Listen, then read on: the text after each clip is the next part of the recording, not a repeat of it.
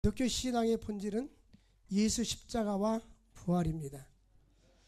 지구상의 어떤 종교도 부활을 말하지 않습니다. 예수님만이 부활하셨고 예수 믿는 자들만이 부활이 있는 것입니다. 우리가 하나님께 나아갈 수 있는 유일한 길은 예수를 믿음을 가지고 예수를 믿음으로 하나님께 나아갈 수가 있고 예수님의 은혜로 하나님께 나아갈 수가 있는 것입니다. 근데 우리가 무슨 일을 하든지 확신이 있어야 합니다. 우리 교회 새가족 성경 공부 교재를 보면 그 확신에 대한 내용이 나옵니다. 인천공항에서 미국 로스앤젤레스를 가는데 기장이 안내 방송을 합니다. 여러분, 저는 무슨 항공기 기장 누구입니다. 이 항공기는 몇 시에 출발해서 몇 시에 로스앤젤레스 공항에 도착할 예정인데 혹시 이 비행기가 태평양을 건너가다가 사고 나서 떨어질지도 모릅니다. 그런다면 여러분들이 불안하지 않겠습니까? 이 기종은 24년 된 것이라 너무 낡았습니다. 근데 얼마나 불안하겠습니까? 근데 기장은 그렇게 말하지 않고 여러분들을 안전하게 무사하게 로스앤젤레스 공항에 도착할 수 있도록 하겠습니다. 이렇게 하잖아요. 우리가 어떤 말을 할 때 이 확신이 있는 것과 확신이 없는 것은 다르단 말이에요. 근데 예수를 믿는 우리들이 예수를 믿을 때도 확신을 갖고 믿는 것과 확신이 없는 것과는 다릅니다. 그런데 우리가 예수를 믿는 자들에게는 여러 가지 확신이 있어야 되는데 오늘 본문에서는 세 가지 확신을 말하고 있습니다. 첫 번째는 믿음으로 세상을 이길 수 있는 능력을 주신다는 확신. 이 세상이 뭡니까? 이 세상은 제약된 것, 사탄, 마귀, 어둠의 세상을 말합니다.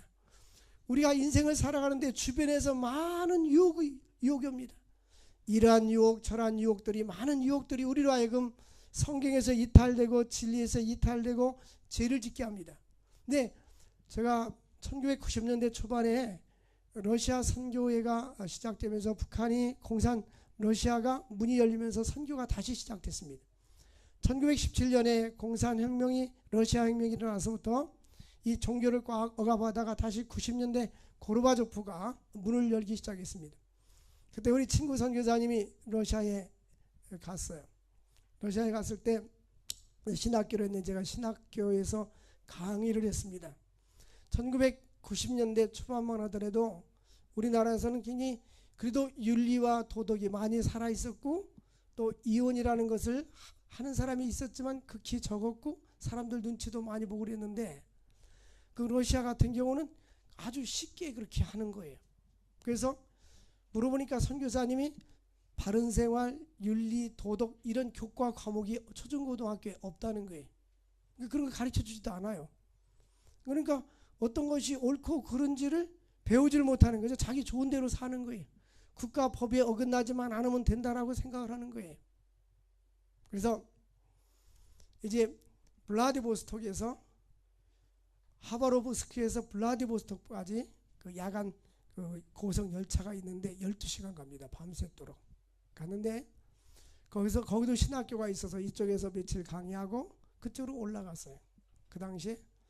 근데 선교사님이 제가 강의하는 동안에 어떤 자매를 만나러 갔어요. 이 자매를 만나러 갔는데 이 자매를 왜 만났는가 하면 남편은 이쪽에 있는데 열차를 12시간 정도 떨어요. 아마 백두산에서 저 부산 정도 거리인 것 같아요. 근데 이 남편이 그래, 우리 아내가 나하고 떨어져서 안 살라고 하는데 좀 살게 좀 해달라고 목사님한테 부탁을 한 거예요. 젊은 부부인데 목사님이 추리를 했는데 그 만났대요. 의사인데 이 여자분이 의사예요. 그래서 왜 당신은 남편하고 안 살라고 하는가? 그러니까 답이 뭐냐니 내가 사랑하지 않는데 왜 사는가요? 그럼 왜 결혼했는가? 그때는 사랑했으니까 결혼했지요. 그럼 또 물은 거예요. 그럼 왜 사랑했는가? 그러니까 그때는 돈을 잘 벌었으니까요. 지금은 왜 사랑하지 않는가? 지금은 돈을 못 벌었으니까요. 이 공산주의 사상이 유물론적 모든 걸 물질의 가치로 보기 때문에 잘못된 거예요. 여러분, 사람들이요, 이 외모가 중요하기도 하겠지만 외모가 그리 중요한 게 아니에요. 학벌이 그리 중요한 게 아니에요. 돈 가진 재산이 중요한 게 아니라 내면이 중요해요. 어떤 사람 겉으로 멀쩡한데 내면이 병들어 있는 사람들이 너무너무 많아요. 육체의 병이 아니라 심령의 병들어 있어서 가치관이 이탈된 사람들이 너무나 많습니다. 그게 심화되면은 마약 중독에 빠지고 알코올 중독에 빠지고 사회적인 다른 많은 중독에 빠지게 됩니다. 오늘날 이 시대는 겉으로는 우리가 멀쩡한 것 같지만 이 속이 지금 병들어가고 있는 이 시대에 우리는 돌아가야 됩니다. 어디로 돌아가냐? 하나님 말씀으로 돌아가야 되고 성경으로 돌아가야 될 줄로 믿습니다. 이 하나님은 예수를 믿는 자들에게, 예수를 믿는 믿음은 이 세상의 악한 사고와 풍조와 이런 생각을부터 이길 수 있는 믿음을 주시느니라. 우리는 참 나약해요. 사람들은 대화를 하다 보면 똑같은 한 사람을 놓고 평가하는데, 외국인 어떤 선교사님이 있어요. 어떤 사람은 그 사람이 나쁜 점을 막 얘기를 하는 거예요. 저한테. 그런가? 저 사람하고 계속 내가 쉽게 해서 관계를 해야 되는가 이런 생각인데, 그저께 초상집에 어떤 분이 왔어요. 그분은 추진력 있고 참 좋습니다. 그러니까 또 그런가? 사람은요, 이게 생각이 쉽게 이렇게 흔들리는 거예요. 뭐를 이미 알고 있었지만 우리 인간은 다 장점도 있고 단점도 있어요. 근데 약점만 보면 한량없이 그 사람이 미워지고 거리가 멀어지는 거예요. 근데 장점을 보면 또 좋은 거예요. 근데 우리 하나님은 우리의 장점을 들어서 사용해 주십니다. 우리의 약점과 약점, 우리 인간의 약점하고 죄하고는 다릅니다. 약점은 나쁜 게 아니에요. 태어날 때부터 장애자로 태어난 게 그게 죄입니까? 잘못된 겁니까? 아니잖아요. 그러나 하나님의 말씀에 어긋나고 죄를 짓는 것에 대해서는 회개하고 돌아서야 됩니다.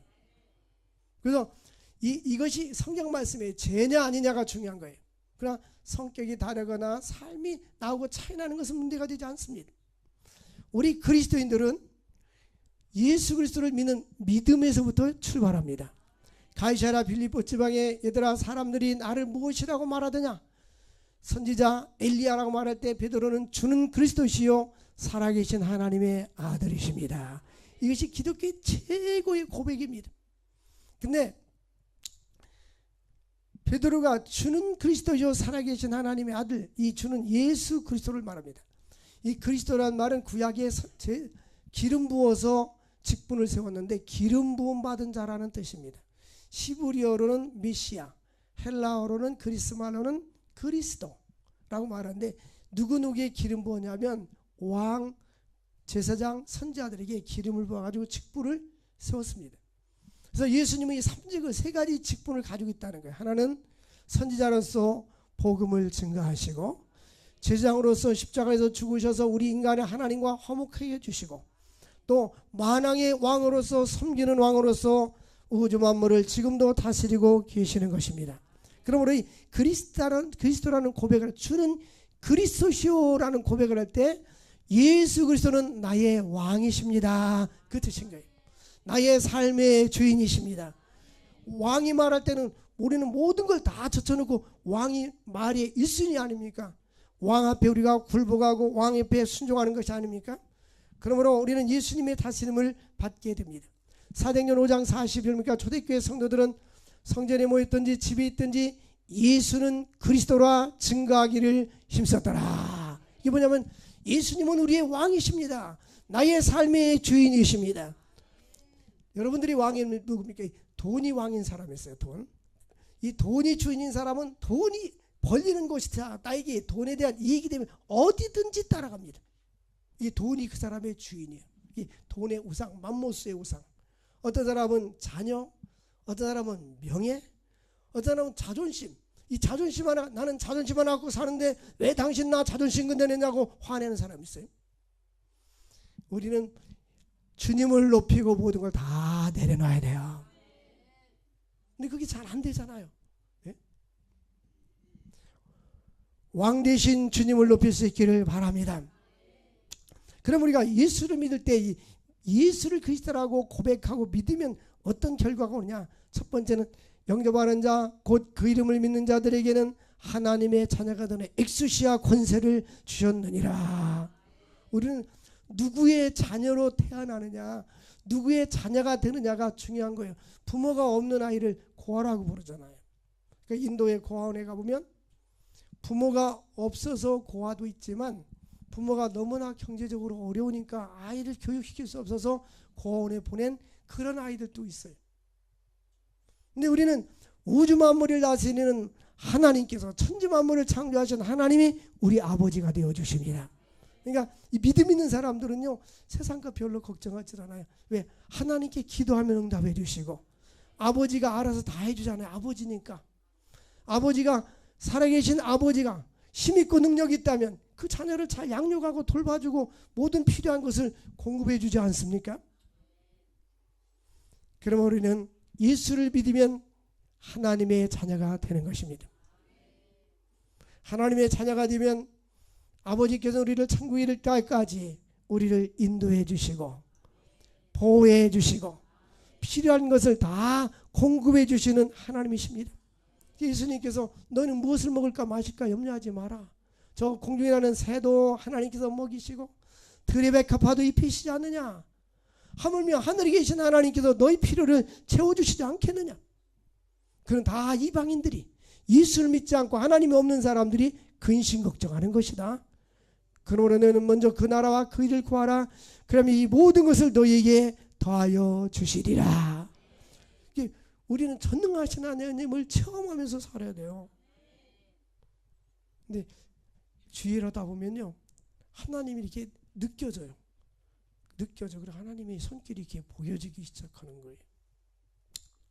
전에 제가 캄보디아에 여행사를 통해서 그 동남아시아 안 가본 나라들이 있어서 지도를 보고 한 번씩 다 가봐야 되겠다. 이 나라는 어떻게 선교가 진행이 되는지. 근데 그 캄보디아는 아는 선교사가 없어서 뭐 찾으면 찾겠지만 아는 분이 없어가지고 그랬는데, 이제 이쪽 프놈펜 쪽에 갔는데 젊은이들이 모여 있었어요. 한번 보고 그 선교가 어느 정도 잘 되어져 가고 있는 것 같고, 시엠리 쪽을 가봤는데 별로 선교가 제대로 안 되고 있어요. 근데 처음에는 한번 돌아보고 있는데 여행사를 통해서 쭉 돌아보고 관광처럼 돌아보고 갔는데 그냥 못 느끼고 온 거예요. 그냥. 근데 두 번째 지난번에 갔었잖아요. 나는 느끼고 왔어요. 동남아 지역에 있는 나라들이 이 사회주의 국가, 공산주의 국가가 많아요. 그 베트남, 라오스, 캄보디아, 미얀마 이런 나라들.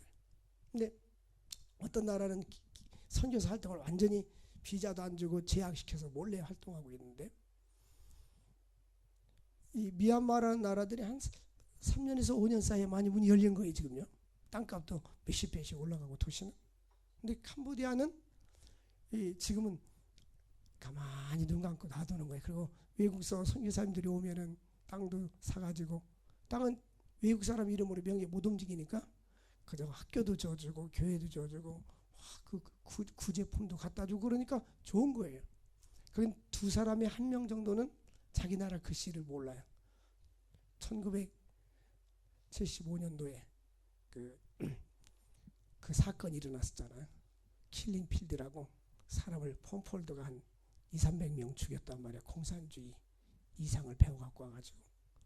근데 여기도 뭔가를 좀 해야 되겠다 이런 생각을 했는데, 선교사님한테 전화를 했어요. 우리가 땅을 사고 싶다. 지금 제가 돈을 갖고 있는 건 아니잖아요. 사고 싶다고 그랬는데, 그래서 선교사님, 목사님 거기서 평신도 선교 온 장로님 부부가 있는데 땅을 사는 거 있는데 누구든지 목적대로 사용만 하면은 기증한다는 분이 있습니다. 확실합니까? 확실합니다. 그 제가 확인하러 가는 거예요. 그래서 또 아는 지인들한테 밖에 있는 분들 이렇게 활동도 많이 하는 분한테 이런 이야기를 했더니, 우리가 한번 센터를 한번 접읍시다. 목사님 얼마 정도 예상하는데요? 그래서 부르려면 좀 더 많이 불러야 되는데 제가 한 1억짜리 예상한다고 그랬어요. 그랬더니 한 분이 제가 절반을 할게요. 금방 안 해도. 그 나머지 몇 사람 우리 같이 가서 한번 봅시다. 그 같이 가려고 그래요. 우리 하나님께서 모든 일은 그분이 계획되면 그분이 준비된 대로 역사해 주시는 거예요. 이런 1억짜리 끝이 아니고 시작하고 센터 짓고 그 옆에다가 애들 고아원부터 하나씩 초중고등학교 짓고 재생전에 다 못 하더라도 그분들한테 하게끔 해놔야 되겠죠.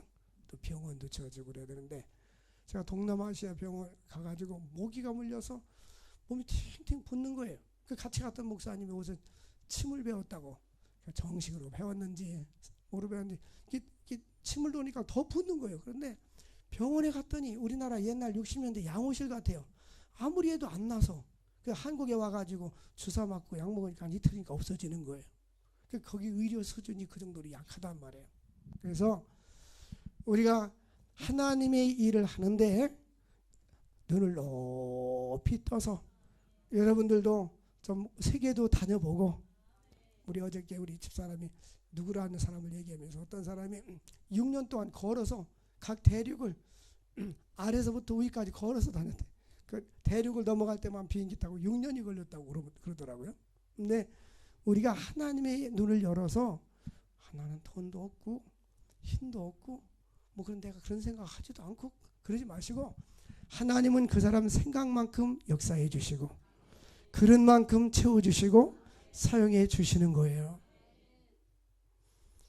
우리 그리스도인들은 하나님의 자녀가 되는 축복을 주시는, 그분이 필요할 때마다 사람도 보내주시고 필요한 것을 공급해 주시는 거예요. 중국의 허드슨 테일러가 많은 선교를 했습니다. 사람들이 찾아와서 당신이 그렇게 선교를 할 수 있는 이유가 무엇입니까? 그러니까 하나님의 방법은 돈이 아니라 사람입니다. 그랬어요. 돈이 하는 게 아니라 사람을 통해서 하나님은 일하시는 것입니다. 잠언 8장 17절 보니까 하나님의 나를 사랑하는 자가 나의 사랑을 입는다. 그러니까 하나님의 자녀가 되면 우리 마음속에 하나님을 사랑하는 마음이 생기고 하나님의 사랑을 받게 되는 것입니다. 하나님을 사랑하는 자들이 하나님의 사랑을 받게 되는 것입니다. 하나님 나 사랑해 주세요 라고 말하기 전에 여러분들이 주님을 많이 사랑할 수 있기를 바랍니다. 나를 간절히 찾는 자가 나를 만날 것이니라. 또한 믿음의 형제를 사랑하게 됩니다.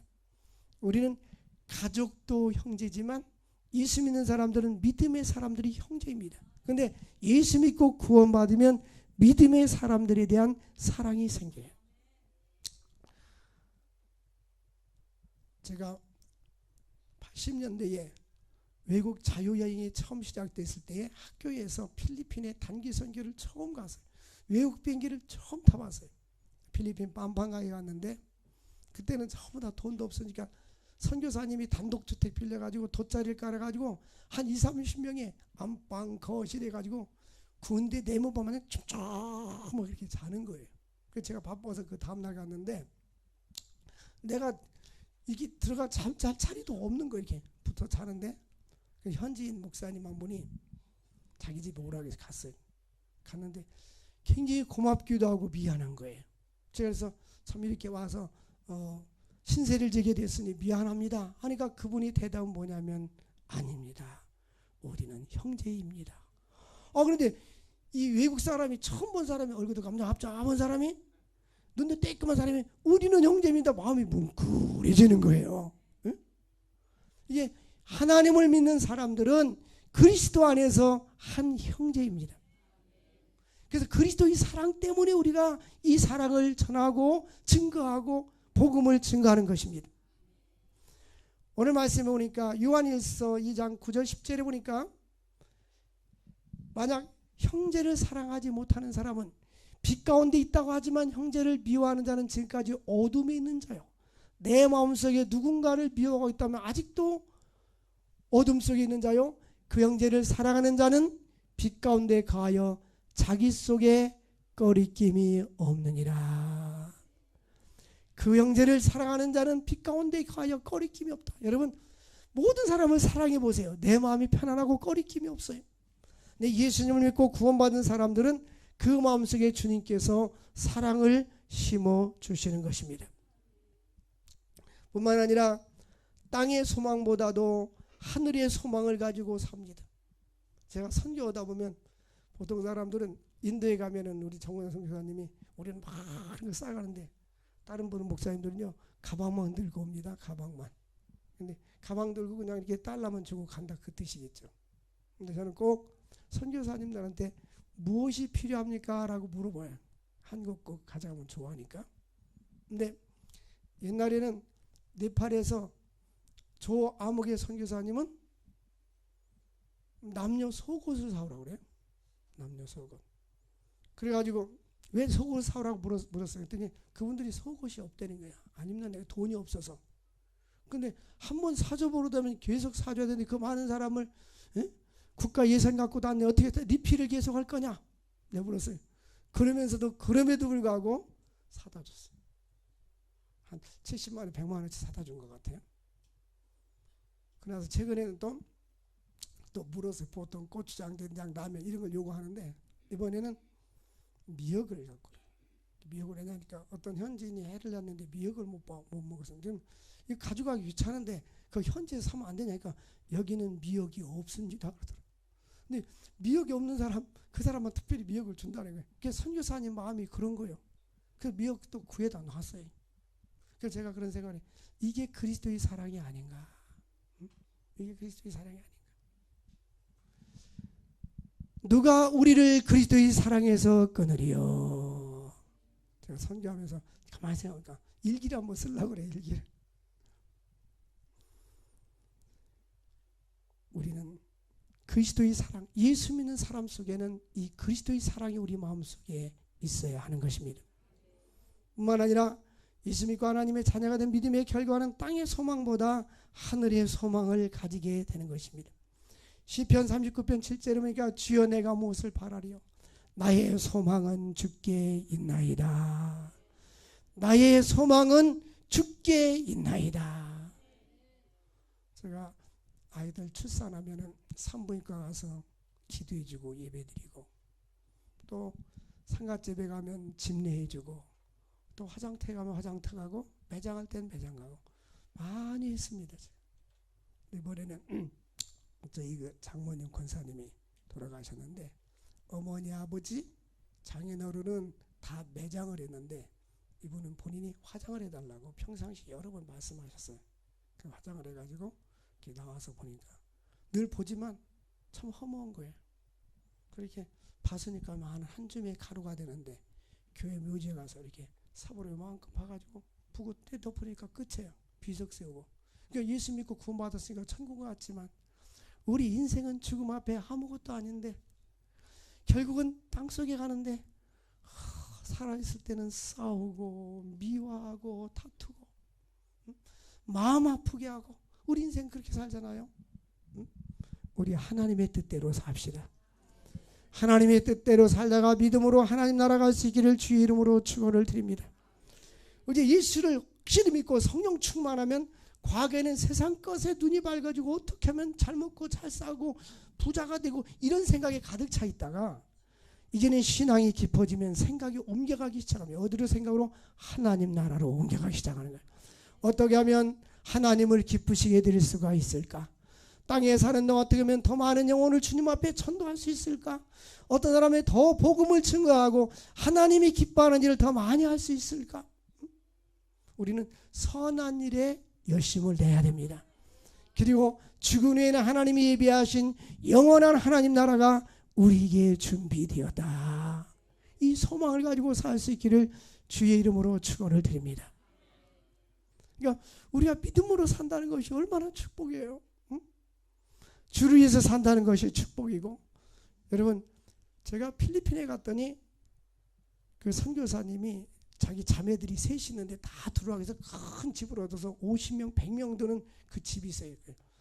주택보다도 크게 집을 줘가지고 한국 학생들 데려와서 하숙 치면서 유학을 하게 만드는 거예요. 학교 가서 공부 다 신앙으로 관리해 주는데 보통 한 5, 60명씩 한 집에 이렇게 있어요. 근데 그 아이들이 다 모으면 한 150명 되는 거예요. 초중고등학교 아이들이 교회에서 예배드리는데 이 선교사님이 맨 처음에 설교할 때 이 말하는데 머릿속에 기억이 났어요. 얘들아, 예수 믿으면 행복해진다. 난 아멘 하지 않고 맞습니다. 여러분, 예수 믿으면 행복해져요. 예수를 근데 잘 믿어야 돼. 시원찮게만 믿으면 그 행복을 못 느껴요. 예수 믿으면 참 행복해요. 어떤 분이 아는 교수님, 내가 찬송 부르니까는 목사님 요즘 다시 은혜가 넘치네요. 아니요, 난 항상 넘치네. 지난번에 목이 좀 아파서 내가 못 부른 것 뿐이요. 참느라고. 여러분, 예수가 내 안에 계신 걸 감사하고 믿음으로 사는 것을 감사할 수 있기를 바랍니다. 하늘의 소망을 둘 수 있기를 주의 이름으로 축원합니다. 말씀에 순종하면 영적인 일을 추구하며 살게 되는 것입니다. 또한 예수를 구주로 영접한 사람들은 하늘의 상급을 바라보게 되니 히브리서 11장 6절 믿음이 없이는 기쁘시게 하지 못하는데 하나님께 나아가는 자는 반드시 그가 계신 것과 자기를 찾는 자들에게 상 주시는 자이심을 믿어야 할지니라. 우리는 주님께서 내가 이 세상의 모든 일을 마치고 죽었을 때에, 주님 나라 갔을 때 주님은 나에게 뭐라고 말씀할까? 또 주님은 나에게 무슨 상급을 주셨을까? 착하고 충성된 종아 잘하였도다. 이 말을 들으면 축복인 거예요. 착하고 충성된 종아 잘하였도다. 여러분, 믿음으로 살아갈 수 있기를 주의 이름으로 축원드립니다. 4절 보니까 하나님께로부터 난 자마다 세상을 이기느니라. 세상을 이기는 승리는 이것이니 우리의 믿음이니라. 믿음이 이기네. 믿음이 이기네. 이 말은 무슨 뜻이냐면 악한 길을 가려고 할 때 내 믿음 때문에 내가 그 악한 것을 끊어낼 수가 있고 거절할 수가 있고 믿음의 길을 갈 수가 있는 거예요. 제약된 길로 가지 않고 믿음으로 갈 수 있기를 바랍니다. 여러분, 자녀들에게 신앙을 물려주고 하나님의 말씀을 물려주면 이 아이들은 바르게 살아갈 수가 있어요. 인생을 승리로 살아갈 수가 있는 거예요. 또한 두 번째, 예수를 믿는 믿음 안에는 생명이 있습니다. 11절 보니까 증거는 이것이냐, 하나님 우리에게 영생을 주신 것과 이 생명이 그 아들 안에 있는 것이라. 12절 말씀 우리 같이 읽겠습니다. 시작. 아들이 있는 자에게는 생명이 있고 하나님의 아들이 없는 자에게는 생명이 없느니라. 여러분, 이 바위섬 같은데 이렇게 가보면은 배를 타고 이렇게 돌아보면 이 바위만 있는데 소나무 같은 것이 살아서 생존하고 있는 거야. 생명이 그냥 바위를 뜯고 뿌리를 그다 박아버리는 거예요. 우리가 인생을 살아가는데 하나님 편에 볼 때는 예수가 우리 안에 있는 사람은 생명이 있는 사람이요, 살아있는 사람이요. 근데 예수가 없는 사람은 살았다는 이름은 가졌지만 죽은 자예요. 그러니까 예수를 믿어야 돼요. 그리고 예수를 증거해야 됩니다. 뭐가 세상 것을 아무리 가지고 있어도 언제 하나님 우리의 생명을 부를지 모르잖아요. 그리고 죽을 때 다 놓고 가잖아요. 다 그 진리는 다 알고 있고 성경이 말씀하고 있습니다. 솔로몬은 본인이 최고의 부귀영화를 누렸는데 인생의 노년에 헛되니 인생의 모든 것이 다 헛되더라. 내가 세상의 모든 걸 경험해보니 바람을 잡으려는 것과 같더라. 인생의 모든 것은 바람 잡는 것과 같아요. 잡히지 않습니다. 전도서에 보니까 어떤 사람은 밤이 맞도록 재물을 모으지만 그것을 누가 취하는지 알지 못하니 패단이라. 어떤 사람들은 밤이 모으도록 재물을 모으지만 죽은 후에 본인이 가져가지 못하니 이것도 패단이더라. 전도서의 결론은 뭡니까? 말씀을 다 들었으니 여호와를 경외하라. 이것이 사람의 본분이니라. 예수를 믿는 자들에게는 생명을 주신 것입니다. 그에게 영생을 주신 것과 영생이 그 아들에 있는 것. 예수를 믿는 우리는 영원한 생명을 얻었고 이 영원한 생명은 예수 안에만 있는 것입니다. 유명한 장군이면서 문학 천재였던 류 웰리스와 그의 친구 잉거솔이 이 성경을 보고 이것이 사실이 아닌 것 같다, 거짓말인 것 같다. 어떻게 하나님이 사람을 흙으로 만들어서 코에다 후으니까 사람이 되고 또 죽은 나사로가 살아나고 예수님이 물 위에 걸어가고 이런 신화적인 요소는 다 빼버리자 하고서 열심히 영국이고 미국 도서관 다니면서 연구해가지고 이 책을 이제 쓰기 시작했어요.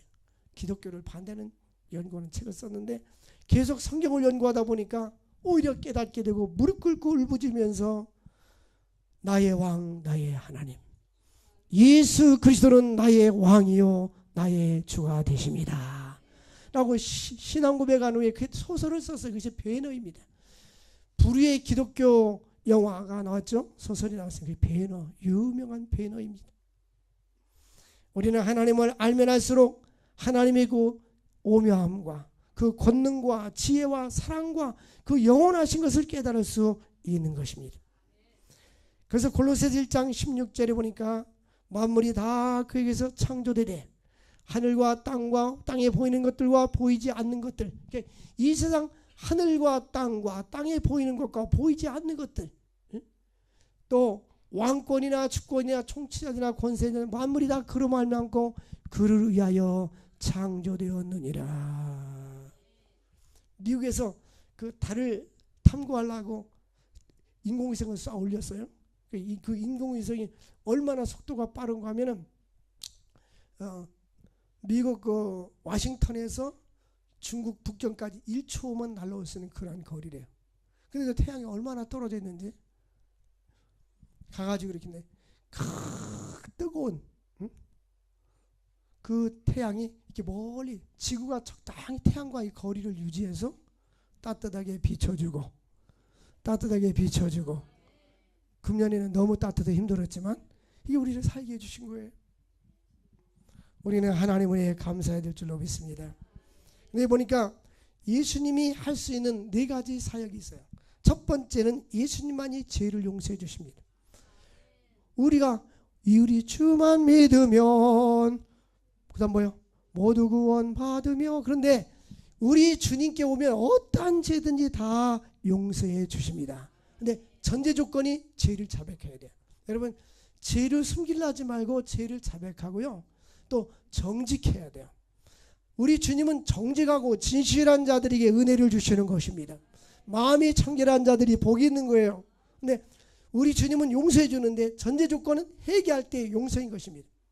그리고 우리는 인간관계할 때 본인이 잘못을 시인했을 때는 용서를 받고 용서해 줄 줄 알아야 돼요. 그것이 그리스도인입니다. 예수님의 최고의 권세와 최고의 능력이 용서, 죄사함의 권세인 것입니다. 우리 주님께서 우리가 우리의 죄를 용서해 준 것처럼 주님도 우리의 죄를 용서해 달라고 했는데 우리도 용서하며 살아갈 수 있기를 바랍니다. 내 마음속에 용서가 없을 땐 평안이 없어요. 주님, 용서하는 마음을 주옵소서. 그리고 예수님만이 인생의 목적을 줄 수가 있어요. 예수님을 깊이 만난 사람은 목적이 있다니까요. 이미 말씀을 드린 것처럼 스페인의 그 선교사님 딸 의선이가 결혼할 때 제가 줄이 있잖아요. 우리 교회도 좀 나오다가 이제 딴 데 갔는데 그날 축사를 하러 온 분이 스페인의 그 대사관이었는데 은퇴하고 고려대학교 지금 교수로 있어요. 아마 은퇴할 때쯤 됐을 거예요. 은퇴 몇 년 앞두고. 그래도 어쨌든 사회적인 신분도 있고 삶의 지장이 없는데 그날 와서 이 죽만 떠다 먹는 거예요. 물었습니다. 제가 이 앞에 나와서 축사하는데 다른 얘기를 해요. 예수님의 지상명령을 따라서 모든 온천에 다니면서 복음을 증거하라, 이렇게 얘기하는 거예요. 이 신혼부부한테. 이분은 보통 사람이 아니구나. 그래서 제가 또 바톤을 받아가지고 나중에 선교사로 가면 대사관님 좋겠습니다. 끝나고 만납시다. 만났어요. 만났는데 열흘 동안 금식을 하고 갔어요. 그날이 열흘 금식 마치고 내려와서 죽을 먹는 거예요. 근데 이분이 비전이 뭐냐? 은퇴하면 이제 연금은 받으니까 아프리카에 선교사로 가겠다는 거예요. 연금만 받아서 등산이나 가고 해변가나 거닐고 하루하루 맛있는 거나 해나 사 먹고 그렇게 인생을 보내는 것이 아니라 내 생명이 주어지는 이 순간까지 한 영혼이라도 주님 앞에 전도하고 많은 사람들에게 더 여러 가지 유익을 주면서 가난한 자들에게 복음을 주고 그들을 위해서 한 생애를 바치고 싶어하는 그 모습을 볼 때에 그건 평신도입니다. 근데 UBF에서 훈련을 받았는데 이렇게 인생의 목적이 달라져요.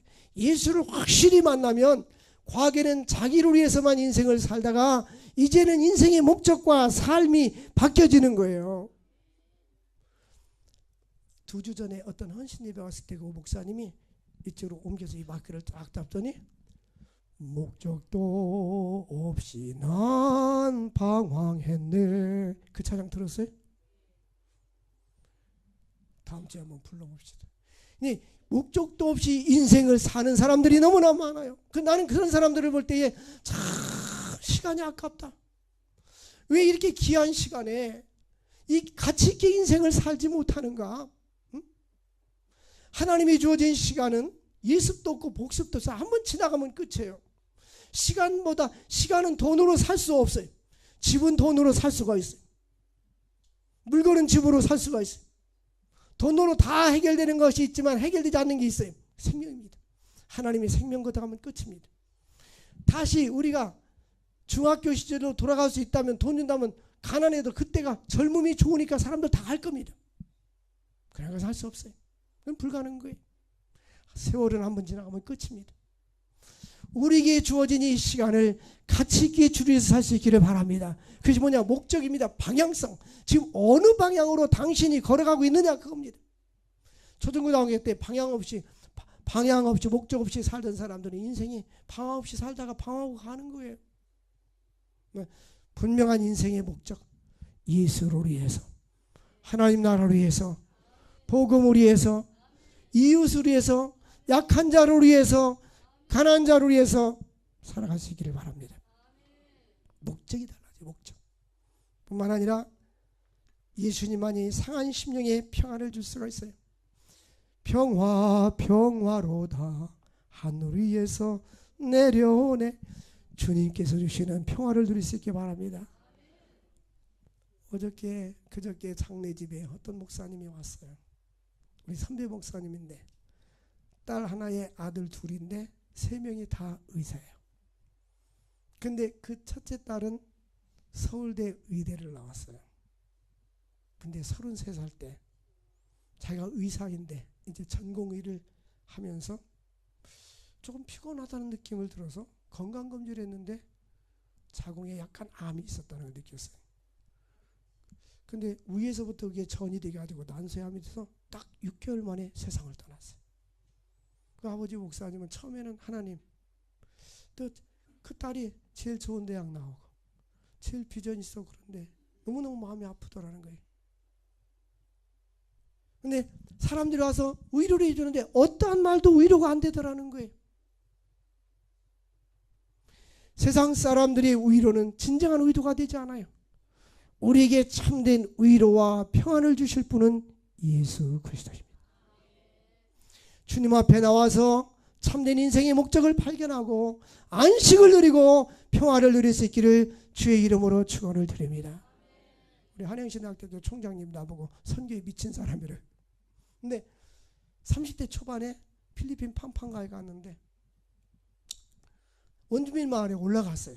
그 사람들은 이 시내로 내려오지 않고 그냥 주민등록도 없이 사는 사람이야. 전기도 없어요. 근데 하루를 차려라는데 깡통에다가 이렇게 물을 끓이고 있습니다. 뭐냐고 물어봤어요. 통역을 해서 물어봤더니 저녁을 준비한대. 저녁이 뭐냐 했더니 커피나무 열매를 따다가 물에다 섞어서 그 물을 마시는 거예요. 물로 배를 채우는 게 저녁이에요. 그래서 우리가 이분들을 저녁을 해주자. 그래서 쌀집에 갔어요. 150명 사는 마을에 쌀을 몽땅 구입했는데 몽땅이 반말 정도 되는 거예요. 반말. 그래서 쌀 주인한테 왜 쌀이 이것뿐이 없냐 했더니 이거 가지면 이 사람들 한 달 동안 사서 먹는 거래. 돈이 없으니까 150명이 돈 있는 사람만 가끔 가서 와서 그만큼은 사서 먹을 정도 분량인 거예요. 우리가 컵라면을 가져갔는데 컵라면을 끓여주면 이 사람들은 먹으면 분명히 설사를 할 거다. 이거 주면 안 된다. 그 컵라면 우리가 먹고 그 컵라면 케이스를 줬더니 그릇으로 사용하려고 그래요. 그때부터 내 마음속에 영혼을 사랑하는 마음이 생기게 되고 저들을 위해서 내가 해줄 일이 무엇인가. 저들은 사회적인 문화도 접촉하지 못하고 절대 빈곤층에 있는 저들에게 우리의 조그만 무엇인가를 손길을 통해서 복음을 증거해야지. 그때부터 지금까지 쭉 선교를 했던 거예요. 사랑하는 성도 여러분, 여러분에게 감히 제안합니다. 선교지 안 가본 사람들은 좀 가보십시오. 다른 데 여행 다니지 말고. 일반 저도 관광도 가봤어요. 남는 게 별로 없어요. 근데 힘든 산골짜기를 할지라도 설악산보다 높은 네팔 탈탈탈탈 거리는 산골짜기를 단다 할지라도 우리가 예수 이름으로 가니까 행복하고 기쁘고 그들에게 복음을 전가하고 골짜기마다 교회를 쳐줄 수 있다는 게 얼마나 감사한 일입니까? 우리는 이 사명 가지고 살아야 할 줄 믿습니다. 예수를 믿는 자들에게는 풍성한 삶을 약속해 주시고 마지막에는 세 번째는 14절에 그를 향하여 우리의 가진 바 담대한 것은 이것이니 그의 뜻대로 무엇이든지 구하면 들어주신다. 하나님은 우리의 기도를 반드시 들어주신다는 거예요. 이런 확신이 있어야 돼요. 그의 뜻대로 무엇이든지 구하면 들어주신다. 근데 10절 보니까 우리가 무엇이든지 구한 바를 들으신 줄 알죠. 구하면 들어주셔. 왜? 아버지 하나님이니까. 그러니까 이미 우리가 구한 것도 얻은 줄을 믿으라는 거예요. 이게 기도의 능력인 거예요. 근데 기도하지 않잖아요. 아프다고만 하잖아요. 하나님 내 병을 고쳐주세요 하면 고쳐줄 걸 믿고 나가라는 거예요. 여러분, 하나님은 우리의 기도를 들어주시고 우리의 기도를 응답해 주시는 좋으신 하나님이십니다. 오늘도 예수 안에서 풍성한 삶을 누릴 수 있기를 주의 이름으로 축원을 드립니다. 주 하나님 독생자 예수 함께 찬양합시다.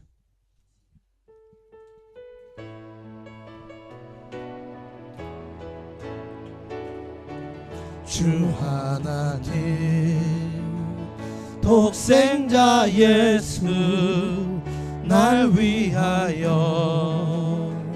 오시었네.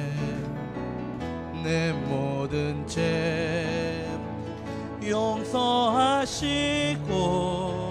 죽음에서 부활하신 나의 구세주 살아계신 주 나의 참된 소망 걱정 근심 전혀 없네. 사랑의 주내 갈 길 인도하니 내 모든 삶의 기쁨 늘 충만하네. 주 안에서 거듭난 생명 도우시는 주의 사랑 참 기쁨과 확신 가지고 예수님의 도우심을 믿으며 살리 살아계신 주 나의 참된 소망 걱정 근심 전혀 없네. 사랑의 주내 갈 길 인도하니 내 모든 삶의 기쁨 늘 충만한 살아계신 주 살아계신 주 나의 참된 소망 걱정 근심 전혀 없네. 사랑의 주내 갈 길 인도하니 내 모든 삶의 기쁨 늘 충만하네. 그 언젠가 주 뵐 때까지 주를 위해 싸우리라. 승리의 길 멀고 험해도 주님께서 나의 앞길 지켜주시리. 살아계신 주 나의 참된 소망 걱정 근심 전혀 없네. 사랑의 주내 갈 길 인도하니 내 모든 삶의 기쁨 늘 충만하네. 우리 주여 부르짖고 믿음의 확신을 달라고 기도하고 예수를 위해서 참된 목적을 가지고 갇힌 인생을 살시게 달라고 기도합시다. 주여 주여 주여. 거룩하신 하나님 아버지 감사합니다. 영광 받아 주옵소서. 목적도 없이 인생을 살지 않게 하시고 목적 있는 인생을 살게 하여 주옵소서. 가치 있는 인생을 살게 하여 주옵소서. 하나님을 영원롭게 하는 인생을 살아갈 수 있도록 우리 주님 역사하여 주옵소서. 놀라우신 주인으로 함께하여 주옵소서. 아버지, 세상을 이기면 우리의 믿음이라 기사오니 믿음으로 세상을 이기게 하시고 예수 안에 생명이 있음을 알게 하시고 믿음으로 승리하게 하시고 기도로 승리하는 삶을 살아갈 수 있도록 우리 주님 역사하여 주시옵소서. 아버지, 영광받아 주옵소서. 놀라우신 주인으로 함께 하셔서 아버지께 영광 돌릴 수 있도록 은혜와 축복 나리워 주시옵소서. 하나님 아버지, 영혼을 사랑하는 마음을 주시고 아버지 불쌍한 영혼들에게 복음을 증가하게 하시고 하나님의 영광으로서 복음을 쓰임받는 자들 될 수 있도록 인도하여 주옵소서. 예수님의 이름으로 기도합니다.